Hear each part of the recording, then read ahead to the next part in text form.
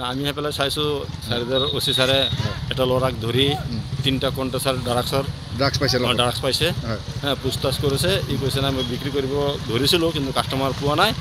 আৰু ক'ৰবাত নামঘৰতো চুৰ কৰিছে বুলি শুনিছোঁ মানে এইটো আমিতো দেখা নাই চুৰ কৰাটো চুৰ কৰিছে ড্ৰাগছো বিক্ৰী কৰে ড্ৰাগছ বেচিব ধৰিছিলে ল'ৰাটো ক'ৰ হয় ল'ৰাটোতো কৈছে গহপুৰৰ